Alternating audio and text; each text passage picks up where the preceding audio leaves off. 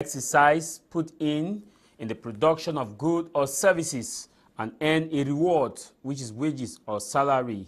The Bible says a laborer is worthy of his wage. Within the context of Cameroon, where we are in West and Central Africa, depending on which political ideology or bloc your mind is, the issue of payment of salaries from the private sector is often a topic of discussion, especially with a dwindling economy, with an elite class, and with a nation that prides itself more of giving jobs to people based on ethnic, tribal, and different grounds. Lots of reports has come in as far as that is concerned, that many people tell us looking for jobs at the government sector, captioned the matricule syndrome. The reason many will go for the government sector is because they believe the take home of the government can take them home, as opposed to the private sector that is supposed to be a heaven for those who don't want to work in the government sector because their input is more than their output. To this effect, therefore, very few persons at the private sector earned a good salary, especially at the level of secondary schools, high schools, university, and companies and institutions in Douala. The Cameroon's government has a barème as to the amount that is supposed to be paid for an individual who works in an institution or in a company. And by that same labor law, there is a progressive increment in salary once every 2 years. An employee also enjoys the benefit of institutional advancement, where they go for training and in order to improve their output. Say MPS is also another one, which is a social insurance scheme that the Labor Code gives precedent that employees are supposed to benefit from. But within the private sector, are these laws actually respected? What lies the fate of the employees within the private sector? Can their take home take them home? This is House of Commons with me, Tah Mai Jarvis.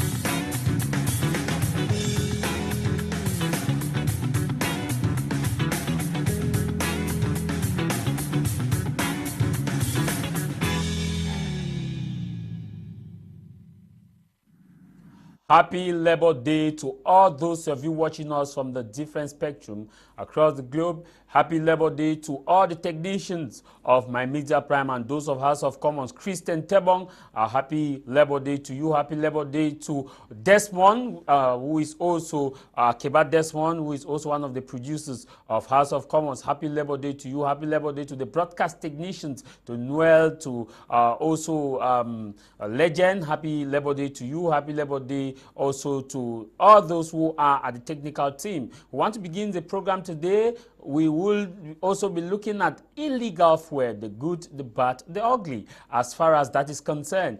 Here in the studio, we have a legal mind who has been so vocal and so positive to see that things are done from the way they are supposed to be done, and they must follow the law. And he believes that no one is above the law and no one should be below the law, and that legal minds are supposed to be ethical, professional, without extorting money from their clients, but ensuring that they do the job to protect the lives of the vulnerable. He has also been someone that has been fighting for those who are illegally treated or poorly treated as far as the Anglophone crisis is concerned and as far as the Cameroon in itself is concerned. He is here with us, our Barrister Nkawale. You're welcome, and a happy Sunday, happy Labor Day to you, and a happy new month. Thank you so much, Mr. Jarvis, and all your viewers. It's a pleasure coming here today once more to talk on issues concerning our nation. We have a duty to build a better Cameroon for our children and our children's children. So when I received your invitation, I had to come because it's very interesting to talk to Cameroonians. Thank you very much, Barrister Nkawale. We also await Fai Elvis Tayong, who will be joining us, and one of our panelists who was supposed to be Nick Anu had an accident, so unfortunately he will not be here with us. So we'll kickstart the program with you, Barris and Nkawale. But before getting into the topic of today, an observation of mine yesterday at Boya in Cameroon's the southwest region, which is at Moliko, to be more precise, Malingo Street, going towards Moya, the Malingo towards Moya, exactly at Malingo Tap. An incident occurred yesterday when I observed with how there were about 6 ladies standing, probably waiting for a taxi to take them where they were going to. A police van drove in and passed by them, and also had to do a reverse, stopped where those young girls were. From my own observation position, I kept on observing from a distance. They spoke with them. I did not know what they were talking about at the moment. After a while, I saw how they started removing their ID cards and presenting to the police officers. Then it did not take long. I think 5 of them or so got into the car. The elements who were already in the car went behind the pickup, and the others, the ladies now got in. And when they got into the car, they drove off.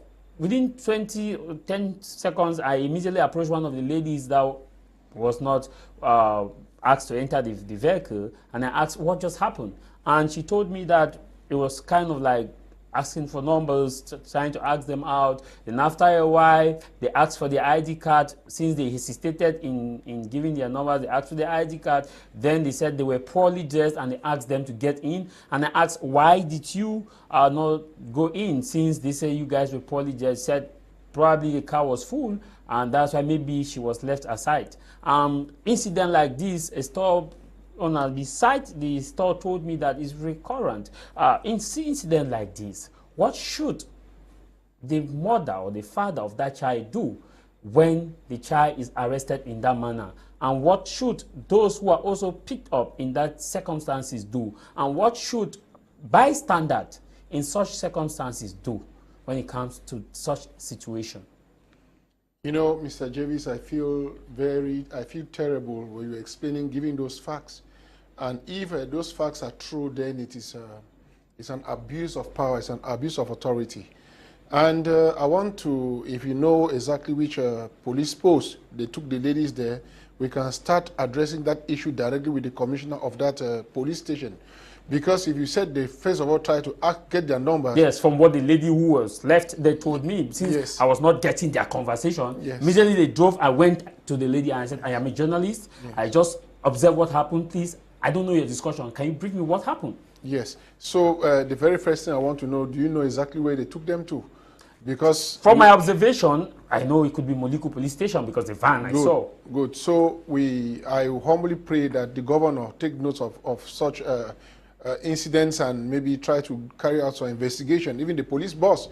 But you see, it is true that we shouldn't dress poorly, but in this circumstance, you said that they tried to get the telephone number of the girls. Yes. And that there is a storeman who told you that things like this reoccur, and that they come probably to date the girls and they take them for something else.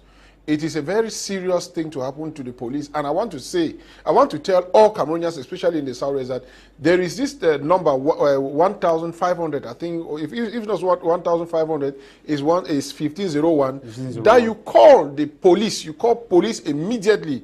Once something like that happens, call that number, it's a hotline, and denounce the situation. You must learn to denounce those things that occur in our societies. We start from there. Once you denounce, I've used that hotline, they react immediately. They will call and identify who were the police people driving in such a car, and then they will get to the commissioner, and before you know, those children will be left. It is a bad thing. We are already living in a very serious situation in the Southwest. Police people should not increase, should not afflict more pains to the parents whose children probably were arrested yesterday. And police people should know that they are out to protect the citizens. They are out for law and order, and I think they should just do that. If it happens like it is very bad. And on my capacity as a lawyer, I've tried to investigate and see if actually these ladies were taken to that police station and maybe report the matter either to the Procurator General, the State Council, or the police boss. Thank you very much. Now, what does the law state basically about? We know that the President of the Republic came up with rigor and moralization. We know that these are policies, but in case of some circumstances, do you get the girl arrested, and after arrested, what is done after that? You know, Jarvis, we're talking on supposition. We're just supposing that it happened that way. Normally, it is good to hear, to get both parties, to hear both parties. Because if the offense was that they were poorly dressed, indecent dressing, it could pass, you understand? But just the simple fact that the girl was not told you that they asked for their telephone numbers, it sends another signal. Okay. And so if they are passing through the fact that they are poorly dressed to ask for their number and maybe to have a relationship with them, then they are not doing their work well. Thank you very much, Barrister Liman. Also for that fact that they should call the hotline, and that the hotline is effective, because we've had reports for young men who are moving in a group, and they are called upon to search their phone. They ask you instantly, open your phone, and we know we are not in a state of emergency in the Northwest and Southwest, because if we are in a state of emergency of Northwest and Southwest, the law somehow is suspended within the context of state of emergency. But we are within a state which is not a state of emergency. You see, all what I would advise is that we are in a serious, the situation in the Northwest and Southwest is not very comfortable.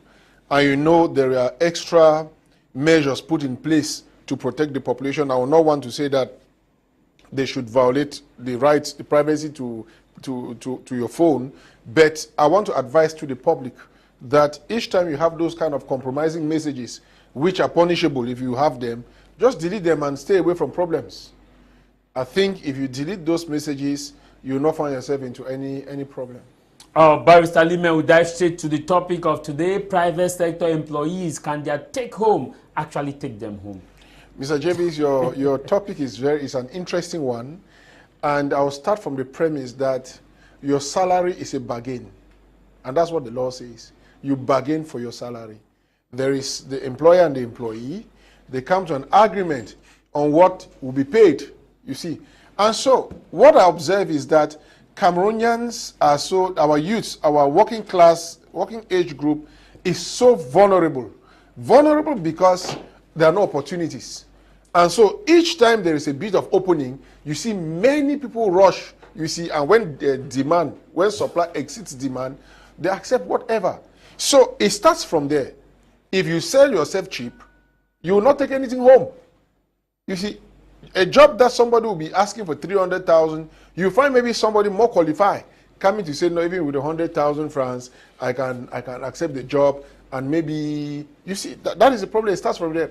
So another thing is, we are not very, very much obliged to accept what will not help us.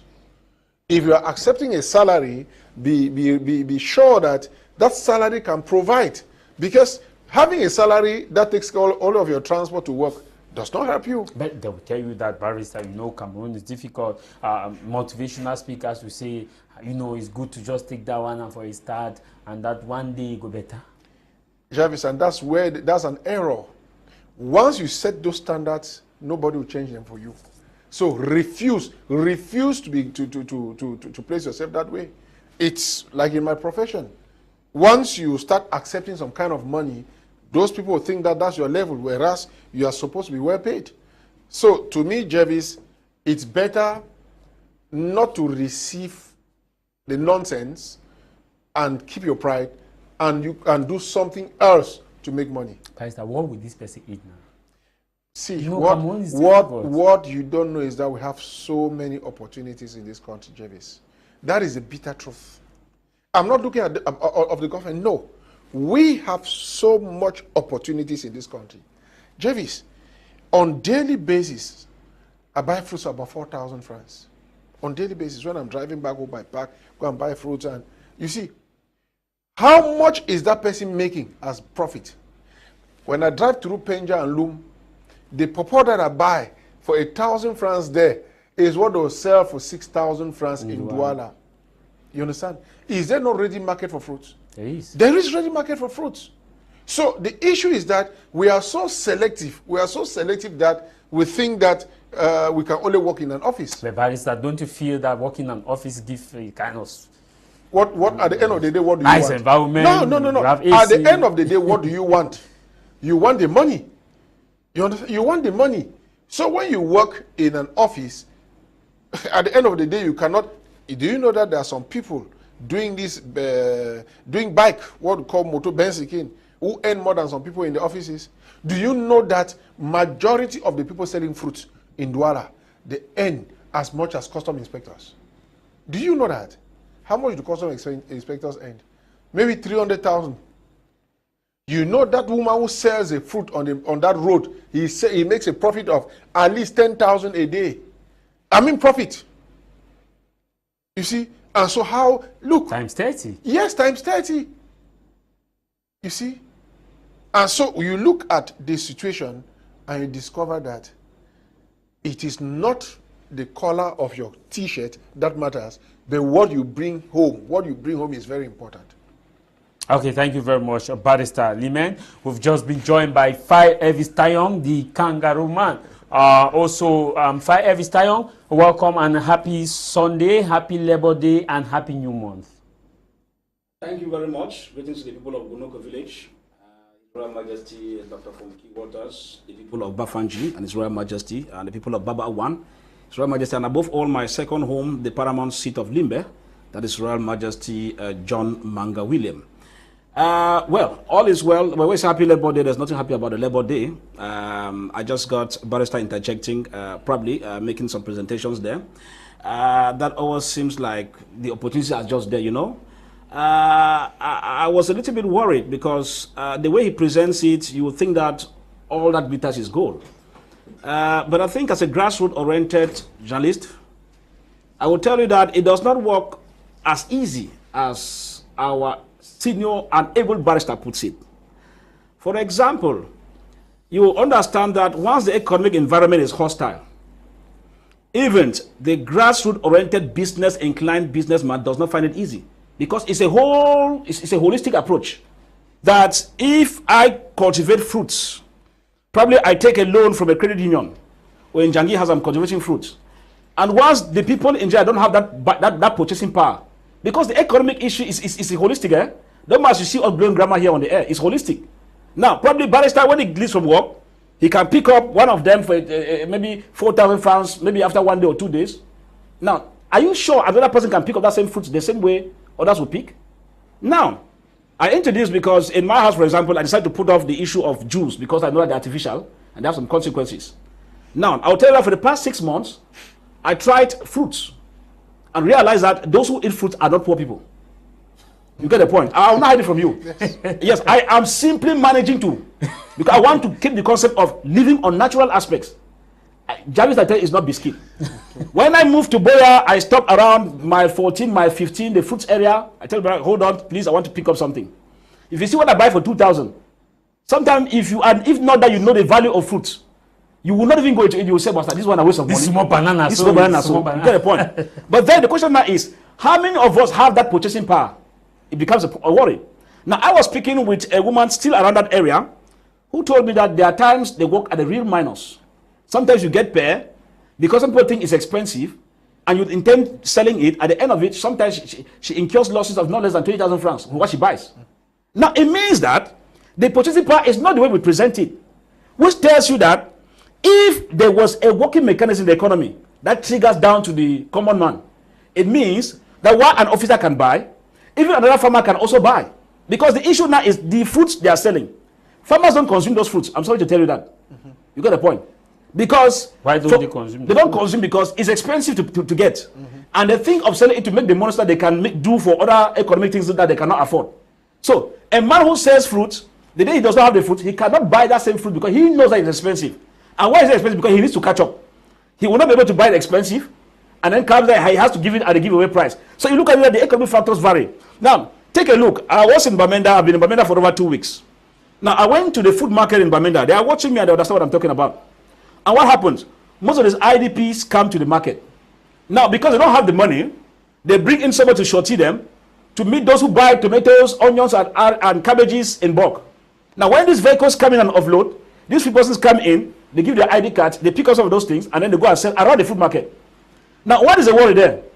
You will say that there are jobs. It is true. But now the person who picks those onions, probably in a wheelbarrow, will tell you that selling it through is not biscuit. Because sometimes it's not everybody who goes into that. Seemingly, again, the area of onion selling in the food market and tomato selling is fast becoming saturated because almost everybody wants to go there. Now, if we had economic activity of a balance, people would not queue in a particular economic activity, saturate it, and then find it difficult making the money out. So it means that once we have an error with the government-oriented policy as far as economic aspect is concerned, it triggers right down. Only few gets to benefit. I tell you, I barely survive on fruit. Barrister could have it easy going because normally he's a guru. But then, if I barely survive, how about the common man? Probably when the minister tells you that the minimum salary is 36,000 francs. Now, do you think that kind of person can live on fruit? He will tell you, all right. He will tell you that, okay, I prefer my juice, maybe, I don't want to call a name for publicity reason. Some of those juice that you have quantity. They are more of quantity, not quality. So you want quantity, you want a quantity with sugar and coloration in your stomach, which gives another health hazard, but you feel that's the only way you can enjoy because you cannot do with those who can go in for natural juice. So when the preferable is not available, they're available to become so it becomes complex. I think that with the private sector employees, what they can take over and like, it's still another one. I must tell you that when I say there's nothing about happy about the Labor Day, I mean business about it. I will be coming to because the man in Yaoundé, the kangaroo man in Yaoundé, as they sit there and they're blowing grammar in the air with lowest minimum wage you can do with that, they don't live the way others live. Okay. So with the minimum wage, it has nothing to do with them. We'll be coming back. The halfway allowances, other benefits which others don't have. We'll coming by to react. Mr. Jarvis, I'm glad to meet my man again. You see, what I want him to understand is that I am the kind of person who doesn't give up. And I think I have the duty to make Cameroonians know that even when they're not employed by the state, they should not be so pessimistic. There is something I tell young people. I'm very good at encouraging young people. I tell them that God meets us halfway. If you don't start, you will never do it. Yeah. You see, and if working, having white-collar job does not satisfy you, I was giving a mere alternative. You see, now what you know is that there is equally a multiplier effect. When you say the economy, the word is holistic, there is a multiplier effect in economy. Meaning, therefore, that those who have fruits are actually consumed by the rich people, as you said, though I'm not one. Now, meaning that, meaning I'm the exception. Meaning that, see, I am telling you very honestly, at times we have to come and pack and wait to be served. Pass around Wrong Point Mile 2, that 6, 7 o'clock. You see the number of vehicles parked there. There's a lady selling fruits there. Come to my entrance, Carrefour, and them. There are some people selling fruits there. You will see that people are consuming. There is a ready market for those fruits. Yeah. And so what I'm advising is that those who are not employed or who don't want to receive a meager salary, right, should put themselves into something private. Now, raising a capital to do such a thing is another ball game. But you should first of all make up your mind to start something, no matter how small it is. And then I keep telling people that for anything to grow, it must decay. If you plant a seed, it has to go through the process of decaying before coming out germinating. You see, and so if we don't, my brother, you might want to know that 12 years ago I was not the me today. You see, because I took a decision, and I said I was going to accomplish what indeed I was going to reach my target. Okay. As sacrifice, I went through everything, and today I can eat fruit. As an exception of a rich man. You see, that's coming from the rich man. Okay. Now, there are so many other things we can do. Let me give you a funny experience. My last vacation in Dubai, I bought a bed, listen very carefully, for almost 500,000 francs. Shipped that bed in a container, came and removed it, right? I spent about 800,000 francs. The total is about 1 point something million, not so. Before that bet even arrived Cameroon, it was already, indeed, there was humidity in the container. I got bad. Do you know how much I got a bet in Boya? 280,000. And I lamented why I even had to go out, you see, to buy. So our boys go to Boya and see the bets they do. Many more people can get into those things and do. Some of us go and spend money like that in error because we believe that so these people should showcase. Our boys can do so many good things and even stop us from wasting money that we don't even have. You see, so to me it is a matter of choice, my brother. If you don't want to work, even coming to, let me tell you, if today I'm no longer working, you know what I like to do? To do fish pond. Yeah. Just go and create a good, you even see the fish dancing, playing, you are happy, you take your own there to eat, take the other and sell. There are so many things we can do in a country where the government has failed like us. Barrister, how you say the government has failed when we know that the Minister of Territorial Administration states that Cameroon is a state of law and Cameroon has been able to sustain itself, and that it's a process, that there is no perfect government, and however Cameroonians should come together and help the government succeed. That it is all of us at the government. That is what he says, but you know it's not true. And he says all but authorities are given by God. You see, I don't want to belabor on things which are not real. I like to talk things on things which are real. Why I say Cameroon is a fail, because he rightly said it, that the economy is bad. It's true that the world economy is bad, but our own is worst. And we had the means to avoid some of these things. Yep. You understand, Jarvis? We had the means with a good government, we could avoid these things, but we find ourselves where we are. So we don't need to fold our arms and say, since the government cannot provide, we will just go and sleep and sleep in hungry. So to me, is my young people, they should have the courage, Jarvis, to start. Always start. Okay. Fai Elvis Tayong. Now you say the take home of many people cannot take them home. The government itself is providing means for private employees, private companies to open up and respect the laws, also salaries, position. But when we celebrate this Labor Day, you've been touring around the nation. You've been almost to the 10 regions of the country, back to back. What balance sheet do you have for private sector employee, especially those within the journalism corps, that which you are? Well, it's a call for concern there. I would tell you without fear or favor, because, you know, when a system is kangaroo, it is kangaroo, and the triggering effects goes right down. That's why I concur with Barrister who says people need to try. Of course, I will tell you that a handful of media persons who are making it are not making it in the media profession. I do real estate. That was very true. Most of my money does not come from journalism. I must be honest with you. I do media consultancy, do enterprise consultancy. So, but take a look at somebody who says, I'm not doing anything apart from the job itself. It will not be an easy thing. Why do I say so?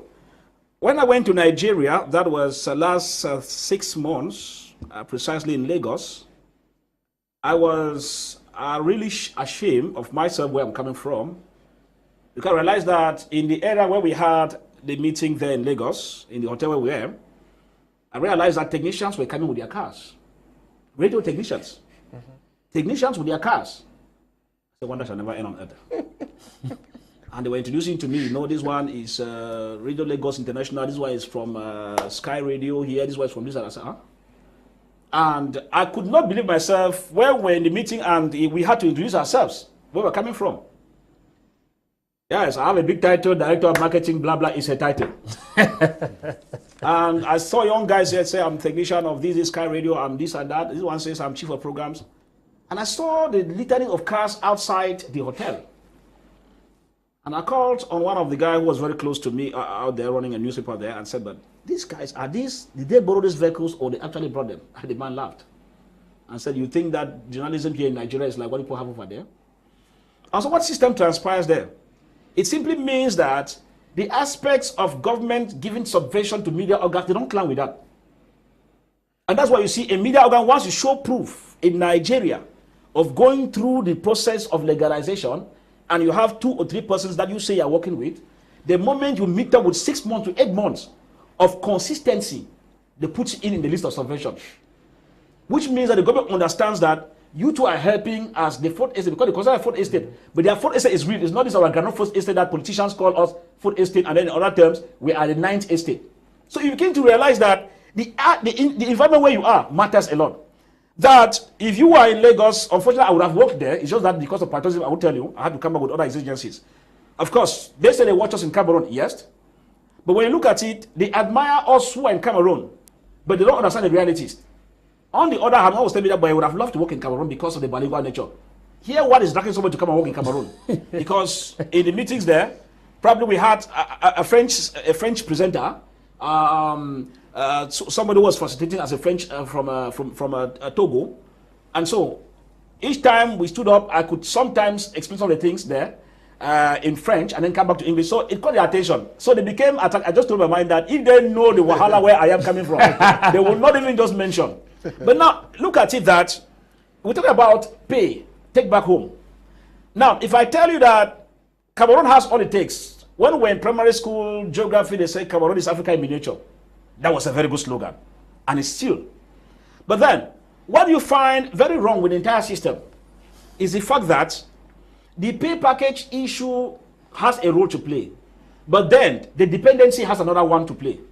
Now, I'll tell you that if you are a director in a company and you're earning 500,000 francs, you'll be surprised that the director is forced to steal, yet earning 500, or some of them even 800,000 francs, close to $1 million. Yes. Why do they steal?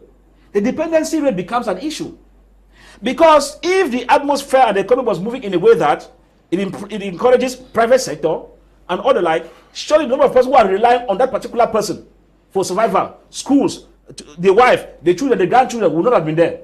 And so the aspect of investment would have equally had a low toll on the country, as opposed to where you have this kind of scenario where we function. So it is a call for concern, because when we talk about take home, now I manage on granite salary, yes, but the question is, before the month ends, the money is already finished.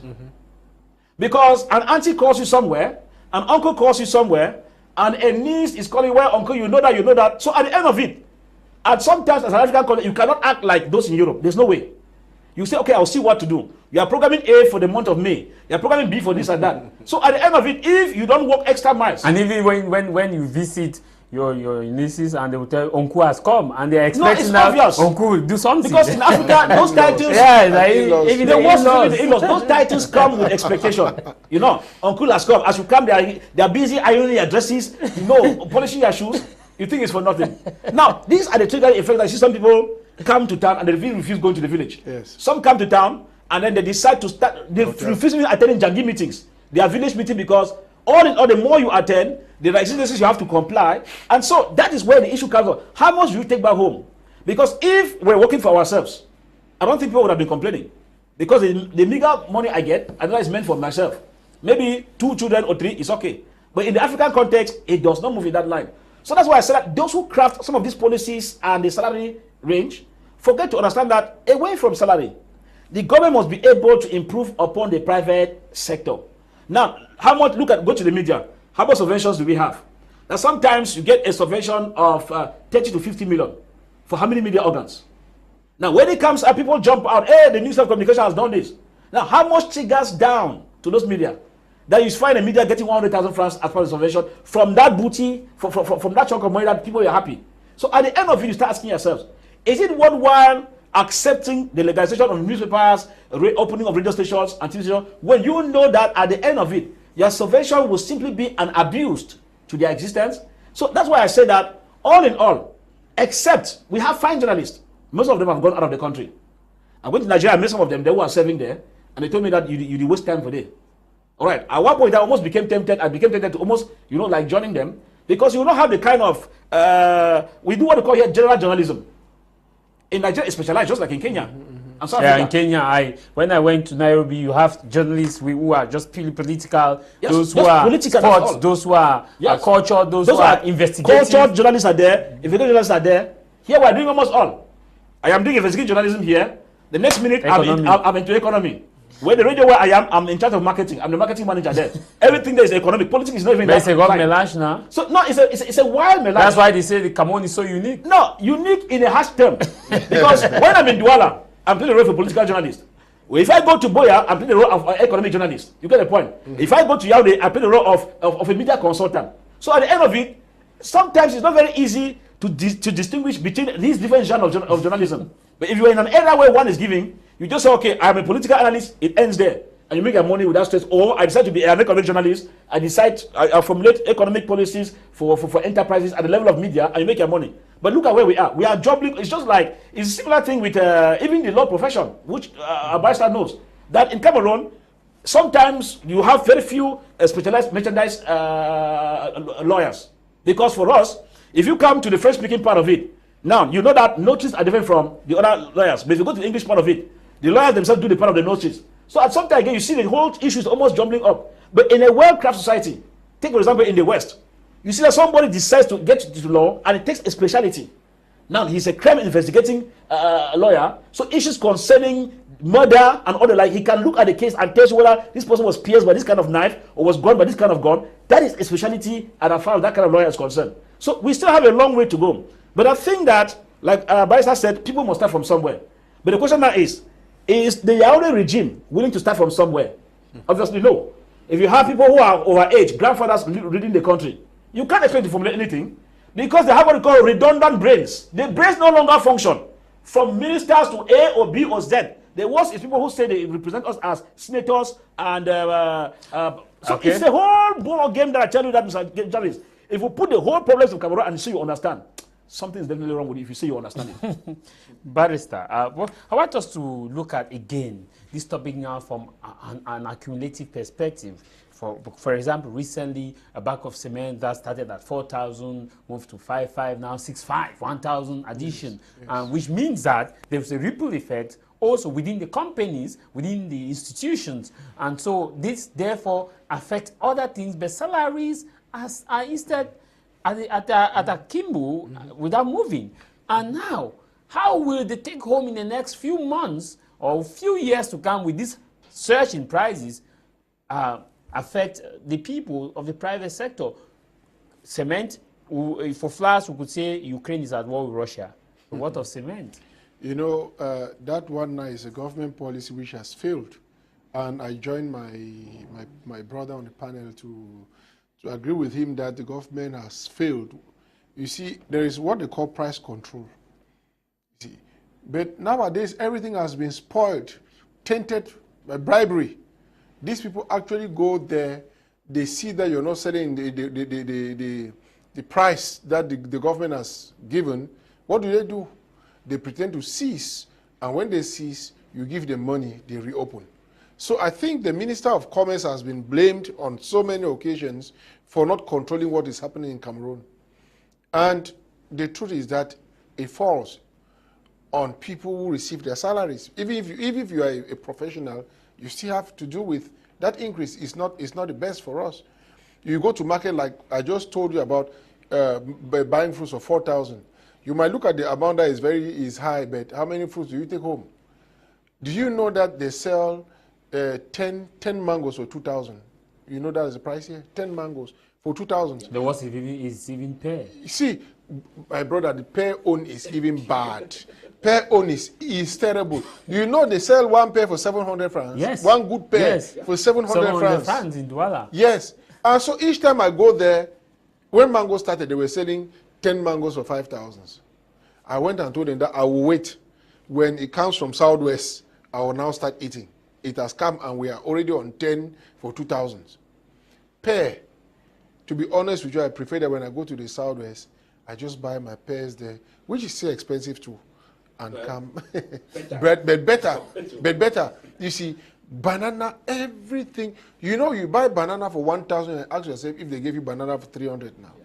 Yes. So it is affecting the population. a population, a poor population, the population they don't have. And you see, what happens is, when you keep steaming, when you put steam, a lot of fire under a pot that is boiling, at one moment, the steam is going to push up the lid, you see, and you know the effect. But you know, the French Revolution, 1789, was directly related to price. You know that? And the price of bread went up. And when the people started complaining, the first lady said, if they cannot eat bread, let them eat cake. Yep. And that was the immediate cause of the French Revolution. So we should take this hike in prices to very serious, because it can lead now, it concerns the stomach. And a hungry man is an angry man. Barrister, I want us to, again, now, you talked about the fact that youth should try, but there are legal principles there also involved, where the state says if you recruit Mr. A, there is a basic salary, and you have to ensure that the same pay, the social insurance scheme is paid. You have to also ensure that this person benefits from 2 years advancement of salary per the barème, let's say per his or category. But these things are not enforced. And so, which therefore gives us a question that where should these people cry to? You see, the government is the center of all this trouble, because in some countries, they'll give you tax exoneration. They'll give you. But in this country, they started and then they went to 1 year and gradually is wiping out. You know, our tax system is so detrimental to business. It discourages people who want to start anything. And then, worst of it all, it is not strange that, you know, many people in the private sector, they provide services to the government. You know, for some time now, they have not been paid. Yes. Because the treasury is virtually empty. CDC workers have gone for 27 months Good. or so. So the state that consume their products is unable to pay. How then do you expect those people to function? How do you expect these people to function is the question. You see, people you meet, they give somebody a contract. They don't give you money immediately to finance the contract. They say when you finish, you go to a certain level, you come, then the paperwork, you move from one office to the other, and at the end of the day, even what they were supposed to pay you, you find that this man is taking this percentage, this person is taking this percentage, and then you have nothing. So I think our government is directly responsible for our economic hardship. And that if we don't have a change in the system, change in the mentality, we're going to live with this until when it explodes. Barrister, before we switch this topic and go to the second topic, what advice do you have for those probably who are poorly paid and companies owners who have the money, because the worst is in secondary schools and private schools, where they receive subvention and those workers still earn 25,000, 30,000 and also? Jarvis, me, I am where I am today because I refuse some of those things. Don't look at 25,000 or 50,000 or 100,000 as money to tie you down somewhere. Yeah. Believe in your capacities. Believe in the things you can do. Think out of the box, Jarvis. Think out of the box. You know something? If you say nobody can retain you for 500,000, you will look for something better. And Jarvis, anybody who lives in Douala and is receiving less than 500,000 a month is still struggling. Yeah. It's still struggling. You've not arrived. Yeah. By the time you think that you need to stay in a decent home, by the time you think that you take care of your transportation, you dress well, you look good, all those things, you buy food, everything. Not to talk of your not to even talk of thinking of even buying a plot, which you might even be duped in the process. You understand now? So with 500,000, you barely struggle to survive as a man in Douala. The system has failed us. The government has failed us. That is the truth. But Minister Paula Tangan, you will not buy your position that the government has not failed. Barrister Fai Elvis Tayong, before we take leave of this topic to take the next topic, what advice do you have for those who are in this kind of quagmire where their take-home cannot take them home. A lot of them don't even have contracts, which are deliberate aim from these employers, and also which is also a crime, because the labor law states somebody works with you a certain number of years is entitled to a contract. Yes, I think the take-home message is queuing up with what Barrister is saying. They must think out of the box. I started teaching. I'm a teacher, you know that. Journalism, I only picked it up along the line when things were not moving. And the people who maltreated me in Boya made me to understand that I have to think out of the box. When I taught at Christain Comprehensive College, Bokwango, I taught at Boya Bilingual High School, I taught at Standard College High School. At the time, I was a student at the University of Boya, So at the end of it, I realized that, but what's happening? That you come here, somebody tells you you have 15,000 francs per month, you're teaching lower seat, the next day he comes, he's adding from 5, and he's not adding the money. The next day he says you are going down to teach geography in Form 4, At the end of it, he tells you, okay, he's adding 5,000. The next year, he tells you, okay, he's coming up to 5,000 francs. Even to give is a problem. So, but the question is, could I live with that kind of amount of money? You leave from Moliko, you're going up to support to teach, you are coming back and all the like, you have your own school things to take care of. So, like Barrister is saying, push to the wall, you take a move. Now, you realize that the first issue, as I said, government keeps failing, because even the subvention they gave to these schools that I taught was not trickling down to the people. So a provider knows that at the end of every year has a subvention. When he collects his 3, 4, 5, 8 million, he puts it in his pocket and does his private business. But the question is, even those who get the subvention do not know that they put in place a monitoring mechanism. They even take part of it before it goes down. They even take, you have even spoken, Barrister. They even take part of it before it even goes down. So that's why when they take part, they have no reason to follow it up, because they're first of all taking their own share. Yes. So these are some of the things that made me to abandon teaching. If not, I had enjoyed teaching as a profession, philosophy, religion, history. It was quite very enjoyable. But then, I needed to put food on the table.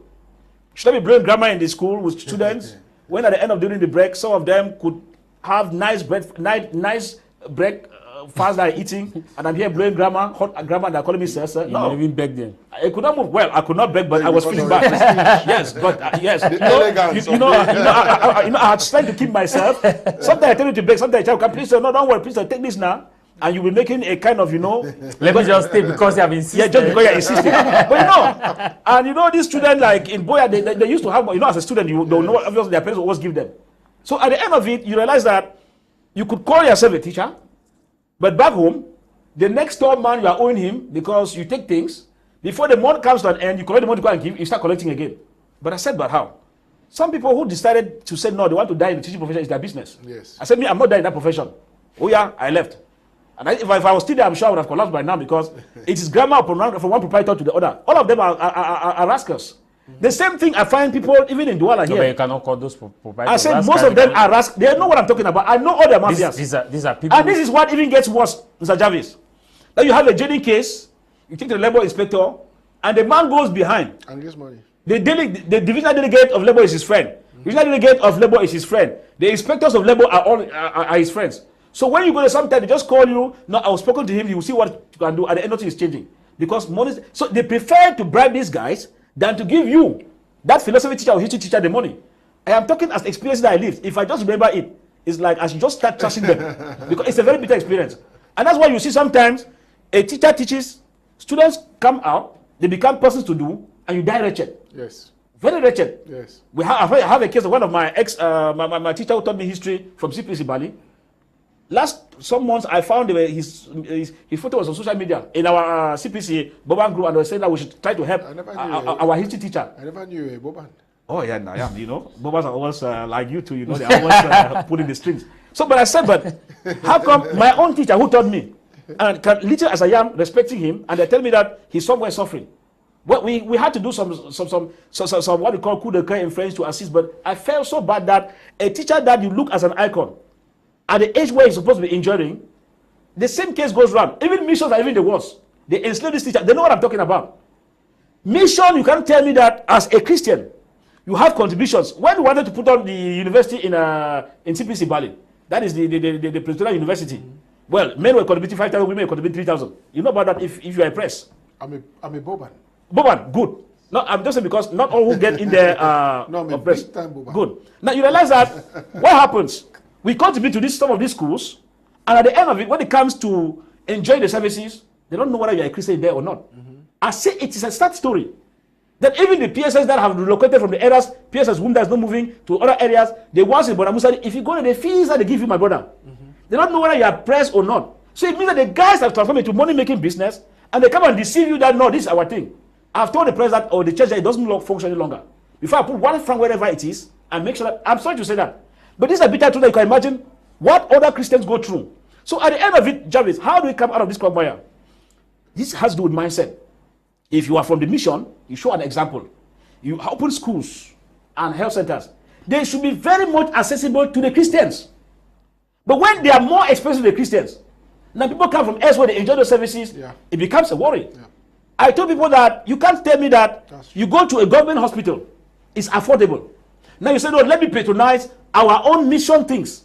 They are more, and when it comes to their bit, they don't clown. There's nothing like you are elder of one church, you are a member of the CYF. No. When it comes to that, pay your bills as a customer, paying the bill for services rendered. It becomes a call for concern. So at the end of it, my brother, what we only need to do is that the government, which has expired, needs to go on leave. Barrister Limen, briefly on this, he raised a very important issue, which legal issue. I want you to trust that as far as labor is concerned, people go to labor, there's that recurrent stories of how the bribe goes in and out. At this stage, can the person take it to court? You know, there is a precondition that before you bring a labor matter to court, you must pass through the inspector or the labor inspector for a conciliation. It's only when it fails to reconcile parties that the matter goes to court. And then, you see, the issue there is that it is not speedy. When you go to the labor inspector, they can take maybe 6, 7, 8 months. By the time it goes to court, you take another 4, 5 years. So you see, with all those things that I can really not say that the labor inspectorate is doing a great job. Whereas, if they could make it, if the law could make it in a way that what comes out from the labor inspectorate is an appeal. That's they find you to pay. They have the capacity to find you to pay. And what you are going now is appeal. You go straight to the court of appeal to appeal the decision taken in that decision. It will make some sense. But when you take the decision, barely indicating that there was no conciliation, and then you go now to the court, it becomes a normal labor, a normal civil this thing. You go to court, they are joining 1 month, they are joining 2 months. At times, you want 3, 6, 4. Barrister, the question is, even you going to court, you don't even have the money. I have worked, someone that has not paid me. Yes, how do you have the money to? I am barely trying to survive to eat. And then now, even going to court, will I support? And will the adjustments, like Barrister is saying? Yes. It means we even collapse over that. That is why, if I have labor matters, I always like to privilege negotiation. Because if you go to court, you're wasting the time of your clients. You're wasting their time. You might end up for 3, 4, 5 years without that client. He comes to court, you pity him and give transport to go back home. So our system, as far as labor-related issues are concerned, is not the best. Thank you very much. Good day, my elders in council. I'm really enjoying your program. Odogu One from Yaoundé. This other one is a Barozil from Bonaberi. In the studio, happy Labor Day. Most of the business owners in Cameroon are shamefully wicked. How do you imagine a situation where a proprietor of a private school with a population of about 1,500 kids and fee of 1,500 will pay a teacher 70K for 24 months. This other read, it says happy Labor Day to you guys in the studio. Nice program you have there. Bamenda, a bag of cement is 8,000 as of last Sunday. With some people, why some give it for 7,600 is coming from Boris in Bamenda. This other read, it says for the topic of today, we have a useless system of education, and hence majority of things we study in our schools are useless. Cameroonians are desperate and vulnerable. That is why their employers treat them the way they do. Imagine a private teacher who works 10 million per year but cannot gain up to 800,000 francs as salary. per year. Who are we fooling? Is coming from Edwin from Banjok. Edwin from Banjok. Thank you very much. This one reads, greetings to you guys in the studio and happy Sunday. I am Sam Wesley writing from Tarikumbamenda, where we cannot celebrate Labor Day properly because we are indoors. From my personal experience, there is nothing to take home from any workplace if you depend solely on your boss or employer. How can we call it take home in the first place when the most of it doesn't get home because of debt incurred during the month? In the country we live by grace not to take home package, not any take home package, because it rather adds to your debt. As a journalist, I cannot even remember when a take home package ever took me home. Special greetings to the kangaroo man Tayong Elvis in the studio.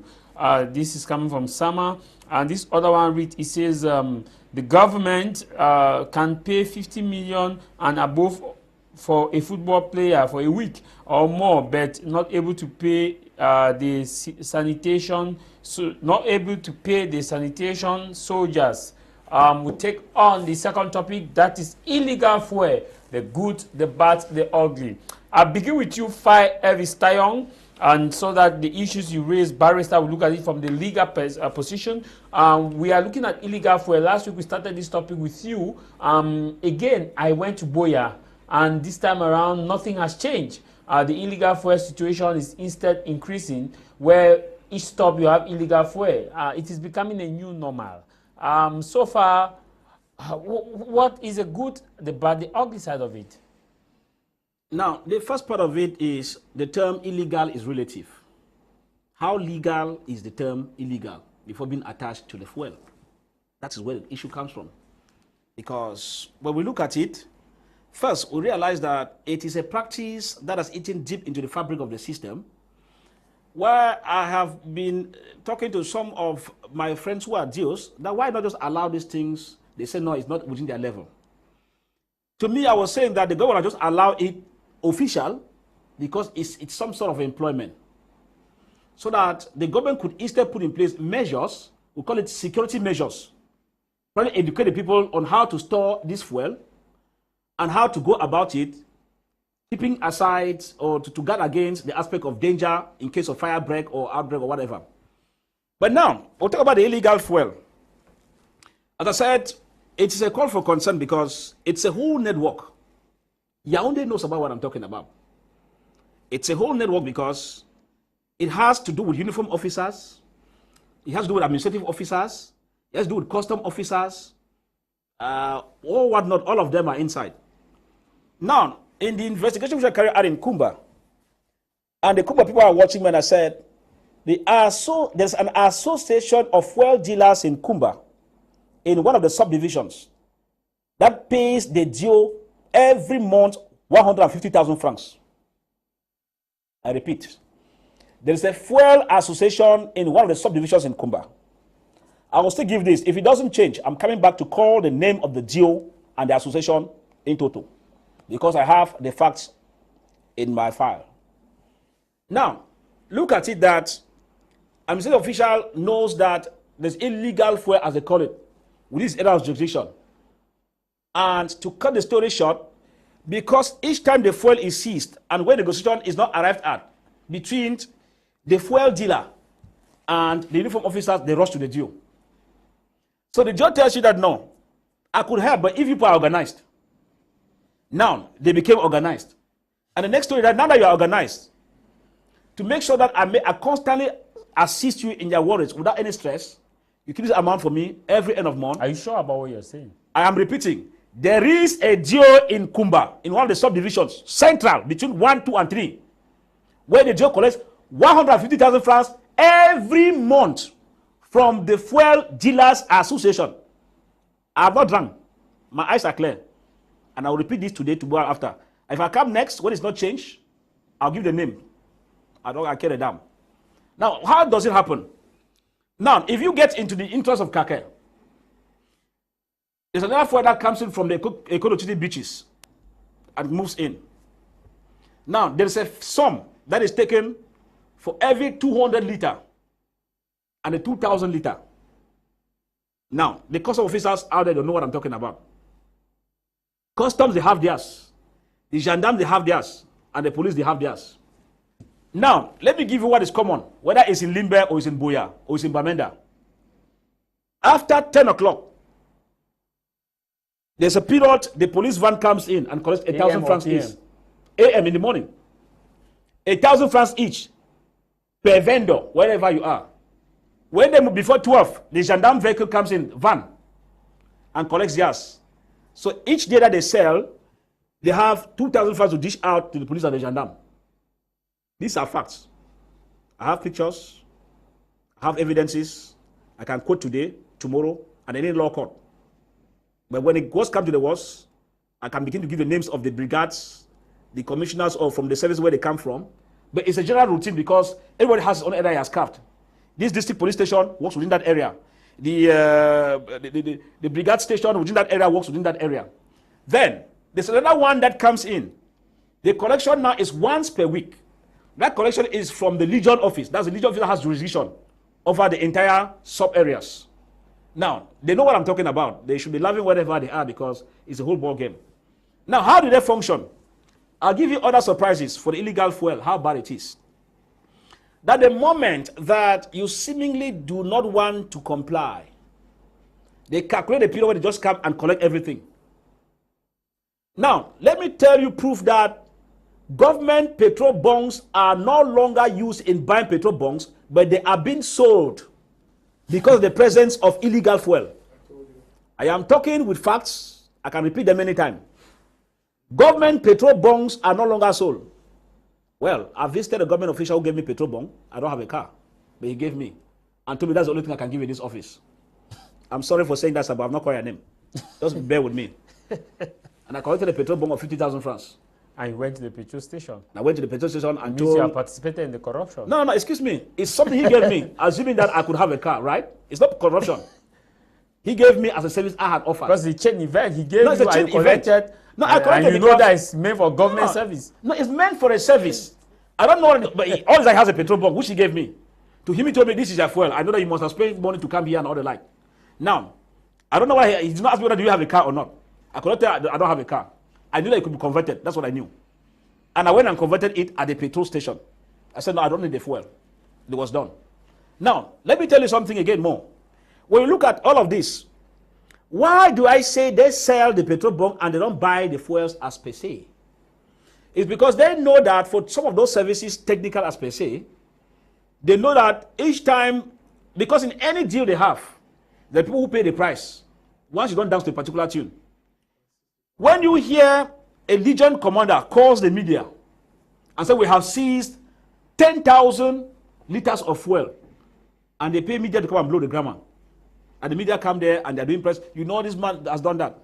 He has a reason. Because to show the boss that he is working.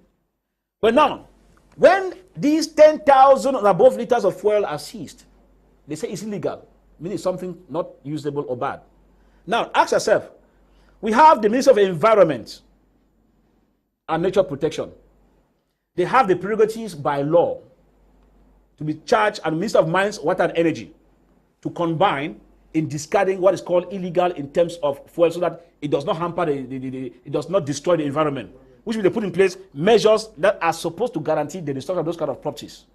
We have seen that for drugs destroyed within those ministries concerned. Now, I want to ask all of us here, I would like any person watching us to text you to tell us where they have ever seen the destruction of illegal fuel. I mean, the destruction of seized illegal fuel.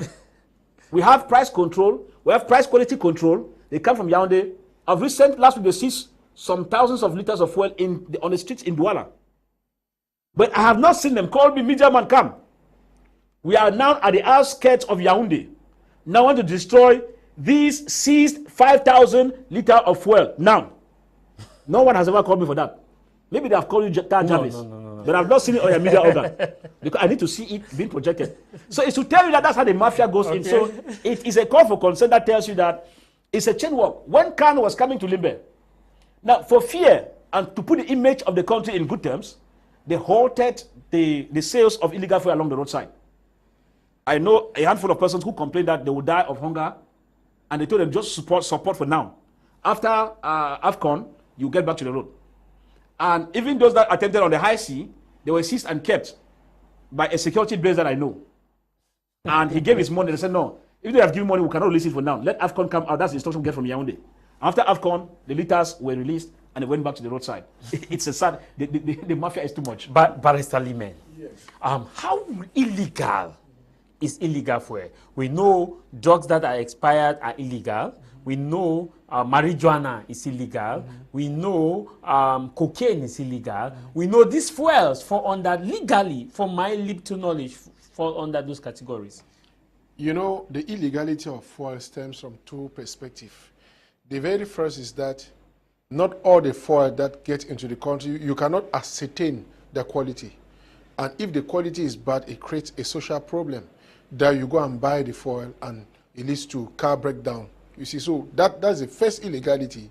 And that is why we have Sonara and some other structures that have to test the quality of fuel. That's... You see now, so at the level of quality, there is that issue.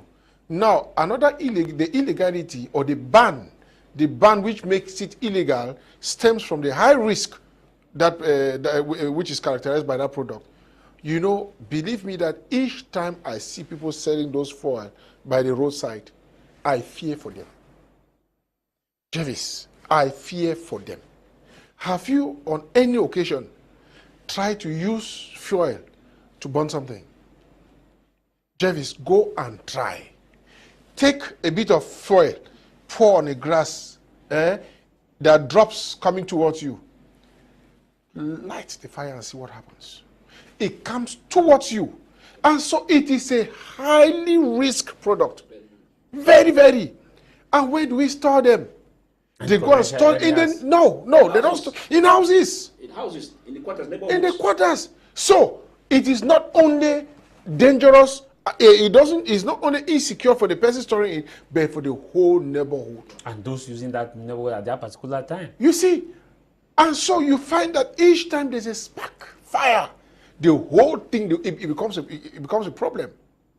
You can see what happened some years ago in Yaoundé, some fire disaster. You can imagine. So I think that I will not in any way encourage people trading in that because of the high risks involved. The only place I can tolerate is when there are no petrol stations, filling stations. When it doesn't exist, people must use the fuel, and so those people can. But still, there is a problem. How do you conserve it? How do you limit the risk of it getting killing people? You see, so I think that illegality stems from those two perspectives. The fact that you cannot control the quality of what is coming in, which is dangerous for vehicles, and you see at times some vehicles they just drive like that, bap, fire on the bridge like that. You need to go and ask, what fuel did they use? Which fuel did they use? You can use a very bad fuel that somebody is even smoking by your car, and then it affects your car. You see the cars there's fire in your car. So that is a concern. And the second is the high risk of that product. So I think if there is an advice I can really give is, no matter how much you make from that kind of money, one day it can get back to you. What does the law state when it comes to the illegality of this? Is it not punishable like other drugs? Of course it is. It is. It is, but as he rightly said, there's complicity already. That is why you see them selling openly here. It's open because they don't when hide. you move to Boya, even inside the town, they just show you that cup like that. Right and then up you know to, that. and the worst case barrister is when you are driving to Limbe. Limbe happens to be the heart of security in the southwest region. Yes. And also home to the lone oil refinery, state oil refinery that we have, which is Sonaral. Yes. But even at the entrance of Sonaral, Yes, they sell the main entrance where you see people, workers get in and out, they sell this fuel. Yes, now the problem is at the level of the price. Yeah, that is it. The price. If the government if they reduce the price of fuel, it's going to cut down some of those illegal sales. Yeah. That is a major problem. That's because a major problem. if you look at the fuel coming in from Nigeria, it's cheaper, far cheaper than our fuel here. Yeah. You see now. So if the government plays with that, yes, we can have this thing. And the question is, why do we have the fuel we say, why is it expensive? comes back to government tax policy. Yeah. You see, it comes to government tax policy. So that all of those things that you need to, you need to put into consideration. Yeah. Barrister Lehman, again on illegality. Yes. Why do, because it's like... First of all, what is illegality? Illegality is what the law has rejected. Has rejected, correct. No, but then my problem is my problem, that's you are just diving to what I want to ask, because if the government has seen this, that it is contrary to the text we have put in place, and why don't they enforce it? Why do we still see it like we select our own illegality and we don't select our own illegality? Before he spoke here that they are selling bongs, you and I we were discussing that in this. That you said that you see police vehicles. Yes. I say yes. When they do like that, they go and sell the bongs that they have. Yeah. So if those who are to enforce the law are accomplices, it becomes difficult. Let me tell you, 1/20th May, I saw something which was terrible around Lokpom. There is a place where they play this gambling, Jambo. Yeah. I stood there. The police car, rapid intervention unit came. 4 of them got out from the car, went to that place and came back and drove. And when they came back, they entered the car. I just went to them. I said, sir, how do you go to that place and come and then you are going? They started the car and drove. I said, you see, even on National Day, you have so patriotic. And you know, Jarvis, the whole issue is that, like we are saying, the network is very vast. Yes. Like what Barrister said, the price. For example, on Friday, I was at Idi Now. Now, the illegal fuel we sold at Idi Now was 350 francs. Yes. But you will not find a petrol at that amount. See, when you leave now, yourself... when you go down to a human job, it's 250. Let me tell you, per liter. Let me shock you. You know, when you quote the fact that there is a DO collecting that money, do you think that his boss is not aware? He should be aware. Don't you think that he has something to into it? Very correct. Don't you think that those in Yaoundé too are waiting for something? Because how do you explain the fact that this thing is illegal, but we are seeing it everywhere? Minister drives into town, minister goes to Boya everywhere. We have special military operations, but we still have this illegality. Now, you have, when it comes in, there are 2 things that are involved. You know that on the Mungo Bridge coming to Douala, you have a custom and a gendarme post there that checks illegal fuel. That's their duty. They check all vehicles to know whether you're carrying illicit fuel. Now, what happens? When these guys come in, there are 2 ways. When they come in, if you're not a uniform officer, because uniform officer, you have the deal, you can pay a caporal or any rank and file to sit in front. He sits in front, or he takes the steering wheel himself. Yes. You move you ahead as the owner. Yes. Wait for him in Douala. He drives. Once he gets to the destination, you give his money. He takes his transport and goes back, and you own the vehicle. Yes. Because now when you see him, you will not check the vehicle. Yes. Now, some of them, even colonels and captains, are even involved in the business. Yes. So what happens? Before the advent of the unrest, I had many of them. Each time it enters a cop, he moves there, and then gets into the vehicle and drives himself from Ekok to Boya. How do you stop that kind of? It's a uniform officer. Yes. Will you be stopping? No, he drives through. So most of them, it had been their business. It is their business as I speak now. Yes. And so they have people they always stand in front, and they're doing the thing. So even when that is why I had another scenario that is 3 days ago at the Mungo Bridge where they intercepted another vehicle. That vehicle carried illicit fuel, and the driver there was saying that this vehicle like that, just do it because you will not be able to stop the vehicle. And even the guy and the custom guy were like arguing among themselves. What the custom guy said, "Can you parler comme ça?" Essayer de comprendre. Parce que peut-être il a raison. And the guy was not bothered on the steering. Yes. So if you want me to give you the vehicle, the illicit fuel, I give you. But know that you will drive it and give us in Douala. Now, do you think... We all impunity. I stood there, I told the driver, just hold on, let me get something. He said, si vous ne laissez pas me partir, je vous laisse la voiture, moi j'avance. C'est vous. Vous venez avec cette voiture, me donner à Douala. What is he telling you? That the person who is in charge of that business is above you who is talking grammar here. And it will happen. Because you only hear a boss will call you, continue la voiture, and men à Douala. What do you do? We may say. You say, just say we mon patron because there's no way you can refuse taking order from a hierarchy. You see. So you can imagine, like what we're saying is that it's a whole chain of duty that what is written on paper is okay. But Barrister Limen, somebody is arrested in Boya for not having ID card. Someone who is standing beside where that person arrested Mboya is selling fuel. And the person who is selling fuel is not arrested for selling fuel. How do we comprehend these two situations? Because the person who is selling fuel already paid. Good. So you should understand that. Yeah. As simple as that, the person has settled. And the person with ID card has not settled. Yes. But once the person charged without the ID card settled, will go back home. You go there and discover that those girls that you said, they're already back in their houses. Jarvis, if you want to look at the badness of this country, you cry the whole day. Yeah. Nothing is working. Go to police stations. When they have fires, Jane Dance police, when they have a fire, complain to them is where to make money. Anything in this country is about making It's money. money, barrister. It's money. You're Jarvis, right. it is so bad. It's a call for concern. It is so bad. Yeah. I was at the central prison yesterday, You understand? Boya. In the central prison, I met guys who were arrested from Moyoka without ID card. Yes. And when they were arrested, they were not having ID card on them. By the time the ID card came, they said, no. Now that you are already arrested, you cannot be allowed until you pay some amount of money. And because they hadn't the money, they were transferred that Saturday to the central prison in Boya. When I went there for intervention, I met them. I said, what are you people doing here? They narrated the story, and that is, my body moved a tad.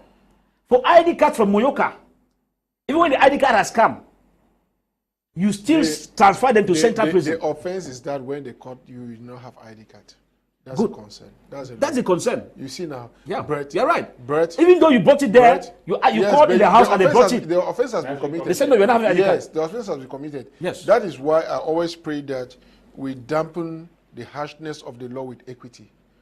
You see, and in our common law background, you will see that if the commissioner in that place is a common law from common law extraction, they were not going to go to prison. You say, okay, where is this thing they will give? Yeah. But when you see if it's a francophone, sorry that I'm not being biased, but it is the system in which they grew up. You see now, so just go and dig into it. You discover that whoever sent him to prison has a civil law. No, let me not say francophone has a civil law background. Yes.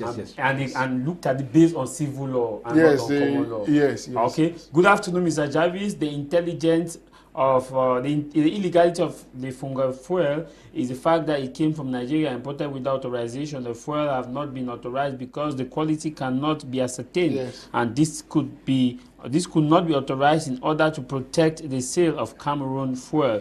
This other read, it says, good afternoon to you in the studio and happy Labor Day. I love the program. Though those responsible may not listen to the program, the barrister is so emphatic and realistic, and I like it. No matter what they say about this illegal petrol, we have no choice because it burns slowly and is cheap. Let the government reduce the price of the legal fuel. Victor from Suza. And this other read, it says, good afternoon. In the studio, I like what Barrister Lehman is saying. Barrister, you are a man of integrity. Happy Sunday to you. It's coming from Gua. Thank you very much. This other read, it says, in the southwest, northwest, we have very few gas stations, and the cities, I will advise, we allow those vendors to help their families. Life hard, and we know leave. This coming from Prince. Also, this one read, it says, good afternoon and great program there, my media prime. Special greetings from Kumba to the Kangaroo Man and the entire crew on the program. Is coming from Ituge Emmanuel from Kumba. Thank you very much, Ituge Emmanuel from Kumba.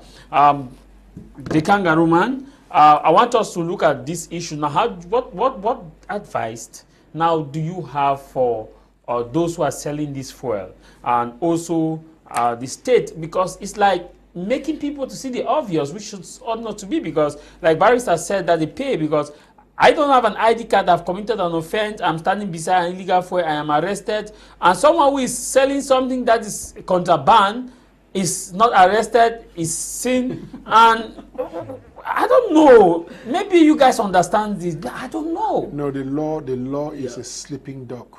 That's right. That's only when you shake it, you get to disturb that it backs. So if they saw somebody that they were controlling, they have not controlled the other person, it's not because that person is committing a crime that your own crime is no longer a crime. No, we know that. But how do you have, no, Barrister, I know, but how do you leave a crime These are two crimes. Why don't you... Jervy, why don't you want to understand that I said that the other person has settled? Yes. The other person has settled, so his crime is no longer a crime. It's no longer a crime. It's like this guy who got an ID card. If they had done what was required, Well, they will not but the money just doesn't even go to the state treasury. That's the fun thing. No, it's bribe. Yeah, but that's bribe. That's bribe. It's clear. It's You know, the whole issue we're looking at it. We might say it with some lightness in it, but it's a real problem, yes. And I think it's costing the state is losing much on that. Yes. Because I think that if the state, like for fuel, had done some subventions with the fuel we had, I don't think things would have been the way.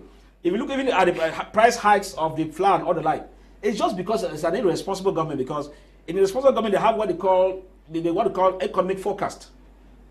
What in Ukraine did not start but today. Or even alternative. Even alternatives. For example, we have flours, we have flour made out of potatoes, flour made out of cassava and all the like. And with forecast, it's not today that war started in Ukraine. You should be able to know that if your main source of supply comes from Ukraine and war has started 2-3 days, what some governments do is that they buy more of those flours when the price is still in stock. Do they have money? You are going far to Ukraine. Anyway, that's why I'm talking when credit cards are not even... The simple question is, the cement we are using, is it coming from Ukraine? Let's assume that Ukraine is affecting the flour. What of cement? What of cement? What of the fruits we eat that are so expensive? Is it being produced in Ukraine? What of the beef we get? Is it still being produced from Ukraine? What of the vegetable oil? Is it still produced from Ukraine? Let's assume that flour is there because of it's to let you know that we're on a time bomb. Javis, I sincerely, I truly believe that there will come a time, in God's own time, that the real people will be placed in this country to save this nation, because we have a very rich country. Very rich. But very irresponsible leaders. Extremely irresponsible leaders. You cannot say they're irresponsible when ministers are saying that Cameroon is on a good footing. Because they're eating. What do you want them to say? If you have the responsibility to make things right, and you fail to make them right, will you come and say that it's because of me that this is not working? No. It's a worry. Okay, they tell you that things are under control. And today, we look at the disturbing situation of our Senator Mundi Regina. We thought that even what happens to Barrister Kemene would have taught them a lesson that things are not under control. But now, if you look at the senator there, and then they give her what to read from the video you have seen, that as a bona fide ambassador and all the like, it tells you that you could be next, I could be next, anybody could be next. Of course. So if these high profiles are no longer safe, and then some people still in Yaoundé, and they blow grammar that everything is under control, no, nothing is. God will obviously punish all of them. Well, we just have pocket of resistance, 9 ministers' word. That's what they say. But I tell them that it's undergoing what they call metamorphosis. Okay. Because the level at which people thought it's no longer the same thing we find now. Jarvis, the situation is not good for us. You see, what they created in the Northwest and Southwest is not good for us Anglophones. You see now. And I think that if that's what we're referring to, that is going to maybe drama. I'm just praying that it doesn't. Because the victims are still us. Yeah. The victims are us. So I think that we as Anglophones, we should start thinking of living in peace. Okay. Hello, Max from Germany. Hello, illegal fuel is made illegal by the law, maybe, but with different engines in cars, it's workable. But storing of fuel, of course, is illegal. Greetings to Barrister and the Kangaroo Man. And this other one reads, it says Boris from a plumber in Bamenda, say happy Labor Day. The barrister is talking because he has the means. I cannot just imagine these women from Queen Market selling fruit in a line, some already dry off with much of to take home. What do you think about the situation? Boris, your message is gotten. This other one, it says, that is true from Bamenda. Please, when you write us, let us who you are. Derek from Sisa says, happy Labor Day to you all in the studio. What that man is saying is very true. I witnessed in Bamenda, Santa Baba Brigade. Take note for that. That is coming from Derek, talking about the issue of illegal fuel. Good afternoon to you all in the studio. This other read, it says, Shay from Bamenda, Mr. Jarvis, nice topic. In Bamenda, police, gendarme, military vehicle move around and collect money from all vendors in the name of control, so they encourage it. This is coming from Shay. This one read, it says, Desmond from Bamenda, good afternoon, Mr. Jarvis. People in the Northwest and Southwest region will normally tell you danger from selling illegal petrol is not different from the danger from guns. Thank you very much, Barrister. Thank you for coming. It's a pleasure, Jarvis. It's a pleasure. And to Boris, who said that I'm saying this because I have money, I want to tell Boris that, Boris, having money is a decision you make. And I know that you are strong enough to think out of the box and make more money than me. I'm very, very certain about that. Of course, you say you're not a rich man. Yes, yes. I mean, because to him, when he classified me, so I just want to tell Boris that I know that he's young, dynamic. He should think, he should not accept his situation that is not making money. He can do it big time. Thank you, Fai, for coming. Well, thank you very much. I think that we have given our own part of the story. Cameroonians should continue to work hard, as some of us are forced to work out of our normal professions to make ends meet. But at the same time, the goods that will be done for us, if we have to go faster, is for all those in Yaoundé to resign. Leave A2D and go on leave. Okay. If you don't leave, we will chase you someday somehow. Thank you. If you want to be a member of our program, you want to participate on our program for next week edition, contact me on the number on your screen. I'll also include you in our WhatsApp group in case you want to participate. It's free, and our office is in Douala, Cameroon's economic capital, Fengu, John Bange. Happy Labor Day to you, Christain Tebong. Happy Labor Day to the management of BT Media Group, and happy Labor Day to all workers of BT Media Group and to the Bishop of Boya, Michael Bibi. Happy Labor Day to you. My name is Tah Mai Jarvis from Cameroon's economic capital, Douala. What matters is that happy Labor Day to you.